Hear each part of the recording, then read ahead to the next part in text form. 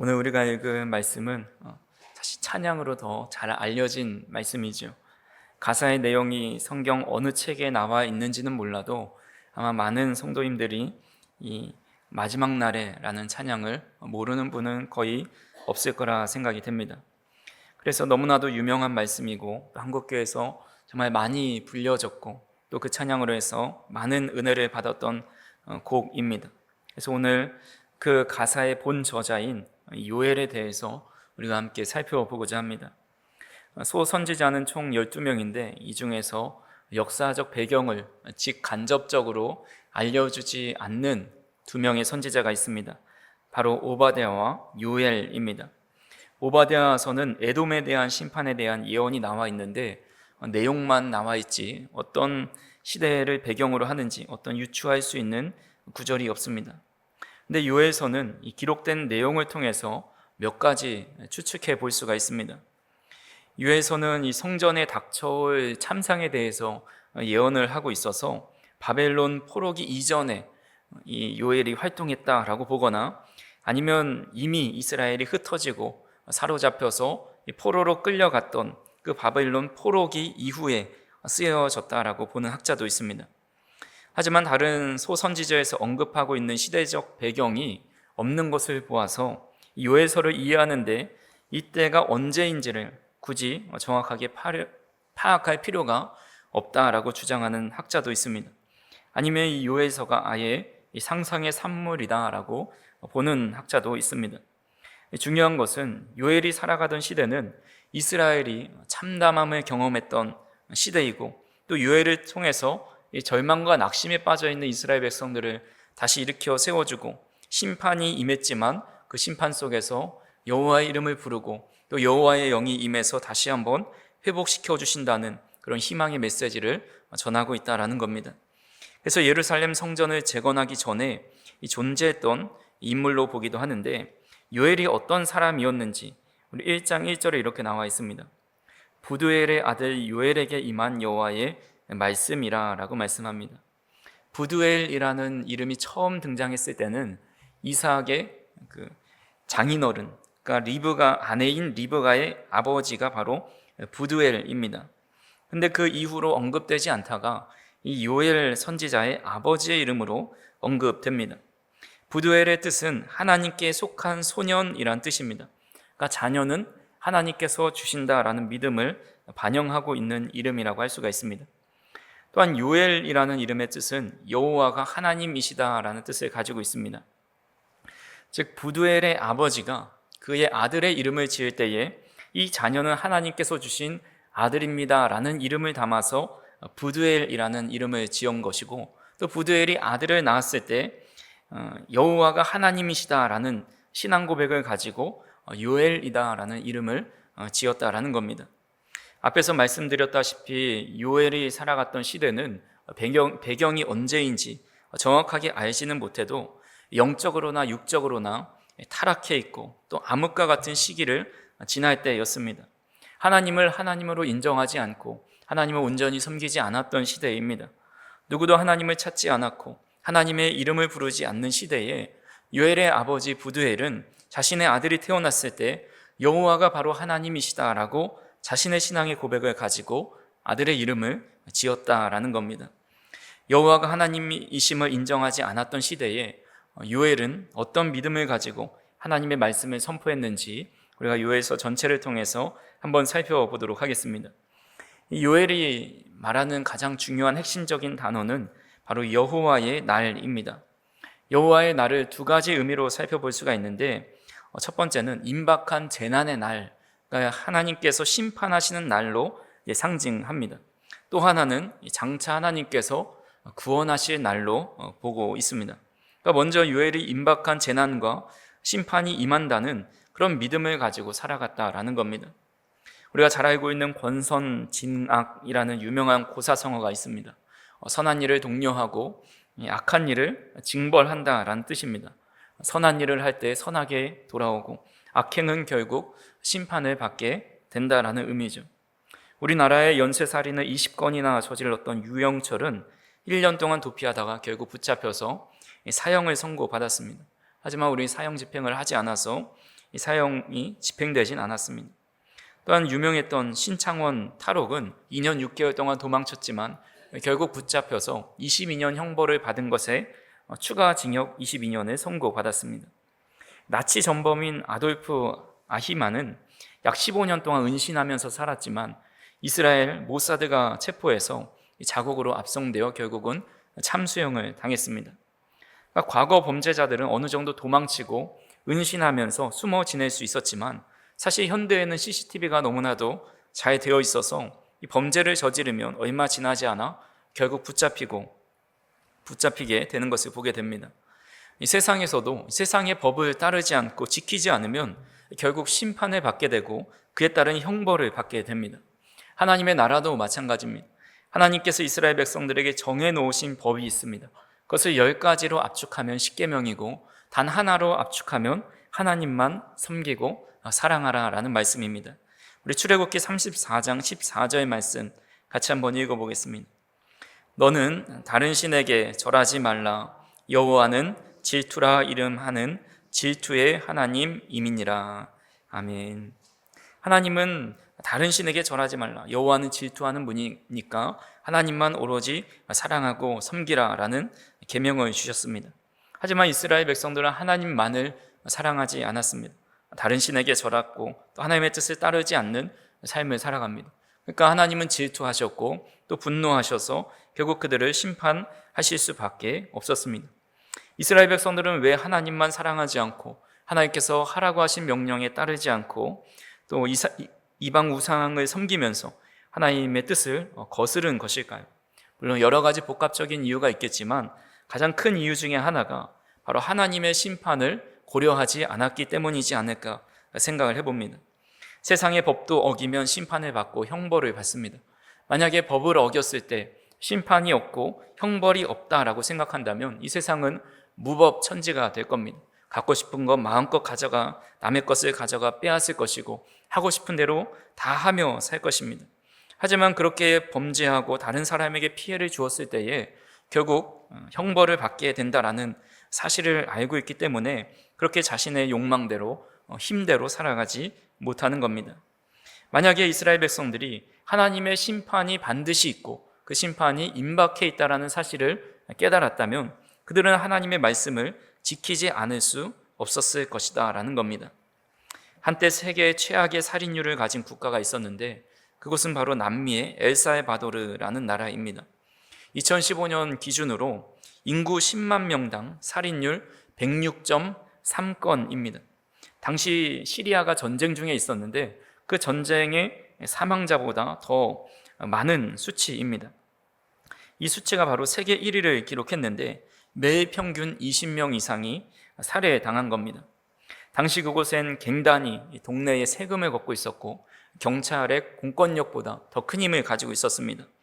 많은 사람들, 특히 어린이들까지도 갱단에 가입했고 국민들은 밖에 나갈 때 자신의 안전, 생명이 보장되지 않았습니다. 그러니까 국가는 있지만 실질적인 주권이 갱단에게 있었고 법 위에 있었다라는 겁니다. 그러다가 2022년에 나이브 부켈러 대통령이 갱단과의 전쟁을 선포했습니다. 이후 여러 가지 범죄자 인권에 대한 이 법을 개선하면서 3만 명 이상을 단기간에 일망타진했고 지금은 7만 명 이상이 구속되었다고 합니다. 사진을 하나 보시면 당시 거대 감옥을 이렇게 건설해가지고 죄수들을 다 삭발시키고 또 철저한 통제와 강제 노동 그런 것들을 이 안에서 시키면서 어떻게 저런 곳에 살 수 있을까 싶을 정도로 아주 열악한 환경에 처하게 만들었습니다. 그래서 국제인권단체에서는 강압적 수사와 또 인권 침해 가능성을 놓고 문제를 제기하고 또 여러 가지 대통령의 독재에 대해서 문제를 삼고 있긴 하지만 중요한 것은 국민들의 90% 이상이 그 대통령의 지지를 보내면서 이 작년에 재선에 성공하였다라는 겁니다. 그러니까 2015년에는 10만 명당 살인율이 106.3명이었지만 2023년에는 2.4명으로 줄었고 또 하루 평균 살인 건수도 20명 이상에서 0.4명으로 줄었습니다. 체감 안전도는 과거 세계 최악이었지만 현재는 중남미 최고 수준으로 안전한 나라가 되었다라는 겁니다. 즉 죄에 따라서 강력한 형벌을 받게 된다는 생각을 하게 된다면 쉽게 범죄를 저지를 수가 없다라는 겁니다. 이스라엘 백성들이 하나님 앞에 범죄하고 아무리 선교사를 보내도 돌이키지 않는 것은 그들에게 하나님의 심판이 임하지 않을 것이다, 혹은 그 심판이 지연되어 있고 아직 멀리 있다라고 생각했기 때문이라는 겁니다. 하지만 요엘은 하나님께 임한 말씀을 그들에게 이렇게 전달하고 있습니다. 2절 말씀 같이 한번 읽어보겠습니다. 늙은 자들아, 너희는 이것들을 들을지어다. 땅의 모든 주민들아, 너희는 귀를 기울일지어다. 너희의 날에나 너희 조상들의 날에 이런 일이 있었느냐. 본문의 이 늙은 자들, 나이 많은 자들은 오랜 세월을 살아왔습니다. 수많은 경험을 해왔겠죠. 하나님께서 어떤 일을 행하셨는지 너무나도 잘 알고 있습니다. 근데 그들은 수십 년 오랫동안 살면서 다양한 경험들을 했지만 이제 완전히 새로운 경험을 하게 될 것이다 라고 말을 합니다. 그래서 너희 중에 이런 일이 있었느냐라고 말하면서 지금까지 경험해보지 못한 그런 날들을 보게 될 거다라고 하는데, 그런 날이 어떤 날인지 4절에 이렇게 말씀합니다. 팥중이가 남긴 것을 메뚜기가 먹고 메뚜기가 남긴 것을 느치가 먹고 느치가 남긴 것을 황충이 먹었도다. 팥중이, 메뚜기, 느치, 황충, 이것이 무엇인지 정확하게는 잘 모르지만 어쨌든 메뚜기과입니다. 1899년에 홍해에서 목격된 메뚜기 떼의 크기가 5,000 평방 킬로미터에 달았다라고 합니다. 이 1평방 킬로미터당 메뚜기가 그 안에 들어갈 수 있는 수가 4,700만 마리라고 합니다. 그러니까 5,000 평방 킬로미터에 이 메뚜기가 얼마만큼 들어가겠습니까? 약 2,350억 마리의 메뚜기가 그 당시에 출현한 것입니다. 또 1957년에 소말리아에서 목격된 메뚜기의 크기는 약 160억 마리로 추정되는데, 이 메뚜기들의 무게만 해도 5,000톤이다 라고 이야기합니다. 메뚜기의 수명이 보통 127일에 달한다고 합니다. 하루의 평균 자기 몸무게만큼, 경우에 따라서 몸무게의 3배만큼의 먹이를 먹어 치운다고 합니다. 이때 메뚜기 떼의 습격은 재앙과도 같은 일이죠. 하물며 과거 고대시대 때의 메뚜기 떼는 하늘이 내리는 저주, 천벌에 해당한다고 보았습니다. 하나님께서 이스라엘 백성들을 심판하실 때 한 종류의 메뚜기만 해도 재앙이 되는데, 네 종류의 메뚜기과의 곤충이 하나도 남김없이 다 먹어치우게 된다라는 겁니다. 제가 인터넷으로 좀 찾아보니까 팥중이, 또 메뚜기, 느치, 황충, 이런 것들이 다음 페이지에 한번 보시면 이렇게 조금씩 구분은 된다고 하는데, 사실 우리가 볼 때 어떤 모습인지는 잘 모릅니다. 근데 히브리 성경에도 이 네 종류가 있다라고 그 명칭을 각각 다르게 하고 있고, 특별히 마지막 네 번째 황충에 대해서 그 원어를 좀 살펴보면 이 마지막 남은 찌꺼기마저 제거하는 단계의 이 애벌레나 유충으로 봅니다. 그러니까 끝맺다라는 의미를 가진 동물, 곤충으로 보는 겁니다. 그러니까 진짜 풀 한 포기, 뿌리도 남아나지 않을 정도로 그 네 종류의 메뚜기가 찾아와서 다 먹어치우고 눈앞의 것들을 사라지게 만든다라는 거죠. 그 참상이 어떠했는지 16절에서 18절에 이렇게 말씀합니다. 먹을 것이 우리 눈앞에 끊어지지 아니하였느냐? 기쁨과 즐거움이 우리 하나님의 성전에서 끊어지지 아니하였느냐? 씨가 흙덩이 아래에서 썩어졌고 창고가 비었고 곡간이 무너졌으니 이는 곡식이 씨들을 얻음이로다. 가축이 울부짖고 소떼가 소란하니 이는 꼴이 없음이라. 양떼도 피곤하도다 라고 말씀합니다. 먹을 것이 없고 기쁨과 즐거움이 끊어졌고 씨가 열매를 맺지 못하고 창고가 비고 가축들이 먹을 것이 없어서 울부짖고 있습니다. 이런 날이 바로 여호와의 날, 하나님께서 심판하시는 날이다라는 겁니다. 그러니까 이런 날이 속히 오기 때문에 속히 여호와 앞에 나아가서 회개하라라고 회개를 촉구하고 있는 겁니다. 14절에서 15절 말씀 같이 한번 읽어보겠습니다. 너희는 금식일을 정하고 성회를 소집하여 장로들과 이 땅의 모든 주민들을 너희 하나님 여호와의 성전으로 모으고 여호와께 부르짖을지어다. 슬프다 그날이여, 여호와의 날이 가까웠나니 곧 멸망같이 전능자에게로부터 이르리로다. 우리는 영적인 권성징악이 있다라는 것을 늘 기억해야 합니다. 이 땅에서의 삶의 행동이 하나님께서 결국 저울에 달아보시고 심판의 날이 임하게 된다라는 사실입니다. 그렇게 우리는 하나님 보시기에 정직하게 살아야 되고 또 하나님의 뜻을 쫓아 살아가야 합니다. 하나님의 날, 여호와의 날이 곧 임박해서 찾아온다고 생각했을 때 과연 우리는 지금과 같은 모습으로 살아갈 수 있을지 우리는 되돌아봐야 한다는 겁니다. 여호와의 날은 반드시 오기 때문에 우리는 늘 주님 앞에 금식하는 마음으로 여호와를 찾고 여호와께 나아가서 늘 주님 앞에 우리의 죄를 고백하고 또 여호와의 날이 오기 전에 하나님의 율례와 법도를 따라서 주님의 뜻에 따라 살아갈 수 있는 저 어린 성도님들이 되기를 간절히 소망합니다. 두 번째로 유엘은 여호와의 영이 임하는 날이 바로 여호와의 날임을 알고 있었습니다. 그러니까 여호와의 날은 여호와의 영이 임하는 날이다라는 것을 믿고 있었다라는 겁니다. 요엘은 이스라엘 백성들에게 금식일을 정하고 또 여호와의 성전에 모여서 하나님께 부르짖을 것을 촉구합니다. 그때 어떤 일이 일어나는지 요엘서 2장 18절 같이 한번 읽어보겠습니다. 그때에 여호와께서 자기의 땅을 극진히 사랑하시어 그의 백성을 불쌍히 여기실 것이라. 아멘. 그러니까 요엘서 2장 18절 이후에 이스라엘 백성들이 여호와께 나아가서 회개하며 주님의 은혜를 구할 때에 어떤 은혜가 임하는지 18절부터 32절까지 잘 나타나 있습니다. 하나님께서 이스라엘 백성들에게 베푸실 그 사랑과 긍휼을 이야기하고 있습니다. 여호와는 그들의 하나님이 되시고 그들은 그분의 백성이 될 거다라고 선포합니다. 그리고 하나님의 영을 부어주신다 말씀합니다. 우리 오늘 본문 말씀이 28절에서 29절 다시 한번 같이 읽어보겠습니다. 그 후에 내가 내 영을 만민에게 부어주리니 너희 자녀들이 장래의 일을 말할 것이며 너희 늙은이는 꿈을 꾸며 너희 젊은이는 이상을 볼 것이며 그때에 내가 또 내 영을 남종과 여종에게 부어줄 것이며. 아멘. 이 말씀은 오순절 성령 강림 사건 이후에 베드로가 설교할 때 인용한 내용으로 유명합니다. 그때 베드로가 설교할 때에 그 후에라는 것은 예수님께서 승천하신 이후에라는 의미입니다. 그러니까 예수님께서 승천하신 이후에 성령을 주시겠다고 약속하신 것을 이 요엘 선지자의 말씀을 인용해서 하고 있는 겁니다. 근데 여기서 중요한 것은 자녀가 장래일을 말하고 나이 든 사람이 꿈을 꾸고 젊은이는 이상을 본다, 어떤 현상에 있지 않습니다. 성령께서 임하시면 이 모든 것이 연령에 상관없이 주시게 됩니다.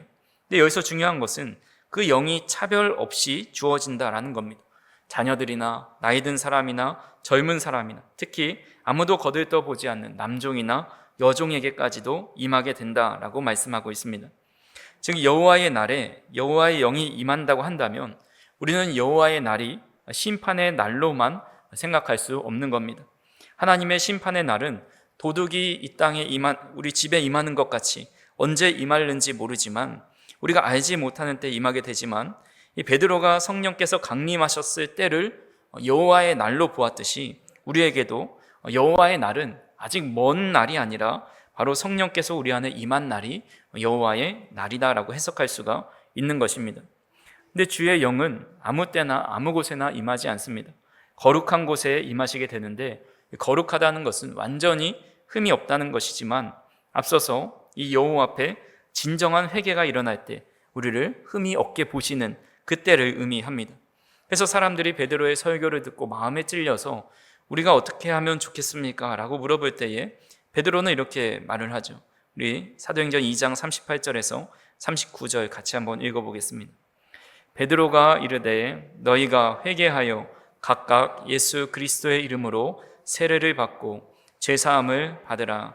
그리하면 성령의 선물을 받으리니 이 약속은 너희와 너희 자녀와 모든 먼데 사람 곧 주 우리 하나님이 얼마든지 부르시는 자들에게 하신 것이라 하고. 아멘. 회개하여 죄사함을 받으라. 그리하면 성령의 선물을 받으리라 라고 말씀합니다. 즉 개인적인 여호와의 날이 임해서 우리가 주님 앞에 진심으로 회개하고 돌이킬 때에 그 사람은 옛사람의 종말을 경험하는 겁니다. 완전히 자신을 죽이고 죄를 회개한 다음에 약속하신 성령께서 주의 영을 부어주시는 그 여호와의 날을 맞이하게 되는 겁니다. 다시 정리해서 말씀드리면 여호와의 날은 단순히 미래에 있는 종말의 심판만을 가리키는 것이 아닙니다. 여호와의 날은 오늘도 지금 우리의 삶 속에서도 임할 수 있는 날입니다. 그날은 내가 하나님 앞에 진심으로 회개하고 죄를 자백하고 예수 그리스도의 이름으로 죄사함의 은혜를 받아서 여호와의 영이 임하실 때 일어나는 구원의 날이라고 할 수가 있습니다. 그래서 요엘 선지자가 말했던 그 후에 내가 내 영을 만민에게 부어주리라 라는 말씀은 누구든지 신분과 성별과 나이를 넘어서서 누구든지 주님 앞에 나와 회개하면 그때 주님께서 성령을 선물로 받고 그날이 바로 여호와의 날이 되어서 성령의 은혜 가운데 능력으로 다시 살아가는, 여호와의 날 이후에 다시 살아가는 새로운 삶을 살아가게 된다라는 의미입니다. 그래서 요엘은 시대적으로 황폐하고 영적으로 타락해 있는 이 세상 속에서 여호와의 날이 임했음을 경험하였고 또 회개함으로 부어주시는 주의 영을 힘입고 선지자의 역할을 잘 감당할 수 있었습니다. 그렇게 저와 우리 성도님들도 우리의 황폐한 믿음과 삶 속에 주님께 진정으로 돌이키는 삶을 살아간다면 하나님은 우리에게 여호와의 날을 임하게 하셔서 주의 영으로 주의 뜻에 합당한 삶을 살아가게 한다라는 겁니다. 간절히 바라기는 저와 우리 성도님들에게 주어진 여호와의 날이 바로 오늘이 되어서 주의 영으로 충만한 새로운 삶을 날마다 갱신하며 살아가는 저와 우리 성도님들이 되기를 간절히 소망합니다. 마지막으로 요엘은 여호와의 이름을 부르며 살아간 선지자입니다. 오늘 본문 32절 말씀 같이 한번 읽어보겠습니다. 누구든지 여호와의 이름을 부르는 자는 구원을 얻으리니 이는 나 여호와의 말대로 시온산과 예루살렘에서 피할 자가 있을 것이미요 남은 자 중에 나 여호와의 이름을 받을 자가 있을 것임이니라. 아멘. 사도 바울은 이 말씀을 로마서에서 인용합니다. 그러면서 이런 설명을 덧붙입니다. 로마서 10장 13절에서 14절에 보시면 누구든지 주의 이름을 부르는 자는 구원을 받으리라. 그런즉 그들이 믿지 아니하는 일을 어찌 부르리요 듣지도 못한 일을 어찌 믿으리요 전파하는 자가 없이 어찌 들으리요 라고 말씀합니다.